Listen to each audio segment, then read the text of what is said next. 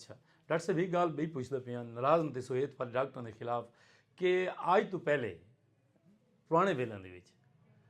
Operation ਦਾ concept ਹੀ ਕਿਉਂ ਨਹੀਂ ਸੀ section ਦਾ ਹੁਣ ਕਾਮਨ ਕਿਉਂ थी ये थोड़ा सवाल ना इंतहाई कीमती है, तो मैं चाहना भी कि ये सवाल आवे। ये सवाल तो कीमती मैं करने मेरा फेवरेट क्वेश्चन देखो तुसें कितने साल पहले आके कम से कम आज तो 20-25 साल पहले वञो 10 साल पिछा लगे वञो 20-25 साल बहुत पिछा थी वैसे 10 साल पहले सिजेरियन दा जेड़ी रेशो है बहुत घट है तुसा सिर्फ सिजेरियन को ना देखो, तुसा सर्वाइवल ऑफ न्यू बॉर्न को भी सामने रखो। बिल्कुल सर सारे जेडे बाल जमदे हैं एक औरत आंदी है वो सारे कोलों क्लिनिक दे होते हैं 9 बाल जाए हैं 3 जिंदे वतन 6 मर गए जी बिल्कुल ये रूटीन हैपनिंग है इतनी ही है सर ठीक है with the advancement with the availability of care जिले तोरे कोल स्पेशलिस्ट डॉक्टर मौजूद इन ओ प्रॉब्लम को मसले को अगर टाइम तो पहले आइडेंटिफाई कर गिनन बिल्कुल सर तो वो उथे इंटरवीन करके बाल को सिजेरियन ना डिलीवर कर गिनन सादा बिल्कुल है सर बिल्कुल है सर ਤਾਂ ਸਿਜ਼ੇਰੀਅਨ ਦੇ ਨਾਲ ਡਿਲੀਵਰੀ ਦੇ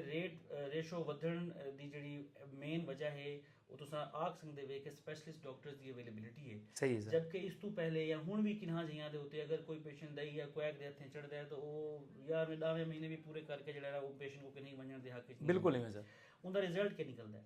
ਬਾਲ ਐਕਸਪਾਇਰ ਤੇ ਵੈਨ ਬਾਲ ਸੀਪੀ ਅੱਜ ਦੇ ਜ਼ਮਾਨੇ ਦੇ ਵਿੱਚ ਤੁਹਾਨੂੰ ਸੀਪੀ ਬਾਲ ਜਾਂ ਕਿਸੇ ਵੀ ਫੈਮਿਲੀ ਦੀ ਬਾਲ ਦੀ ਐਕਸਪਾਇਰੀ ਬਹੁਤ ਘੱਟ ਹੈ ਮਿਨੀਮਮ ਬਹੁਤ ਘੱਟ ਦਿਸੀ ਤੇ ਅਗਰ ਕਿਤੇ ਇਹ ਜਾਂ ਕੋਈ ਮਸਲਾ ਥੀ ਵੈਂਦੇ ਉੱਥੋਂ ਡਾਕਟਰ ਕੋ ਵੀ ਜਾਣ ਦੇ ਲਾਲੇ ਪੈ ਵੈਂਦੇ ਤੇ ਬਾਕੀ ਵੀ ਜਿਹੜੀ ਟੀਮ ਹੈ ਉਹਨਾਂ ਕੋਈ ਪ੍ਰੋਬਲਮ ਕਿ ਅਸਾਂ ਇਹ ਜਸਟੀਫਾਈ ਕਿਵੇਂ ਕਰੇ ਸੂ ਕਿ ਬਾਲ ਕਿਉਂ ਐਕਸਪਾਇਰ ਥੀ ਹੈ ਸੋ ਸਿਜ਼ੇਰੀਅਨ ਡਿਲੀਵਰੀ ਦੀ ਰੇਸ਼ੋ ਜ਼ਾਹਿਰੀ ਗੱਲ ਹੈ ਵਧੀ ਹੈ ਮੈਂ ਐਗਰੀ ਕਰਦਾ ਇਹਦੇ ਨਾਲ ਲੇਕਿਨ ਇਹਦੇ ਨਾਲ ਬਾਲਾਂ ਦਾ ਸਰਵਾਈਵਲ ਰੇਟ ਵੀ ਵਧਿਆ ਸਾਡੀ ਨਿਓਨੇਟਲ ਮੋਰਟੈਲਿਟੀ ਰੇਟ ਕਾਫੀ ਹੱਦ ਤੱਕ ਇੰਪਰੂਵਡ ਹੈ ਦੋ अगरचे असां दुनिया के मुकाबले बहुत पिछा वधे हैं लेकिन अगर असां अपने न्यूनेटल मोर्टेलिटी रेट को 10 साल नाल कंपेयर करूँ पिछले नाल तो बहुत बेहतर थी गए क्योंकि इन सर्विसेज की अवेलेबिलिटी पैरीफरी दे विच भी बहुत एडवांस थी गई है सही तुसां क्या समझदे वे कि सिजेरियन वाला मैथड नॉर्मल डिलीवरी को बेहतर है सिजेरियन वाला मैथड नॉर्मल डिलीवरी को बेहतर उन वेले है जेड़े वेले बाल या मां खुदा ना खास्ता कहें एजिंग कंडीशन का शिकार कंप्लिकेशन है जी हाँ माँ या बाल कहें को नुकसान पहुँच सके तो उनके विच इमीडिएटली बाल को एबडोमिनल पेट के रस्ते नाल बाहर कढ़ के उन प्रॉब्लम तो माँ ते बाल दुहां को बचाता जबकि नॉर्मल डिलीवरी जेडे कपल अगर थी नहीं होवे उनका कोई मुतबादिल कोई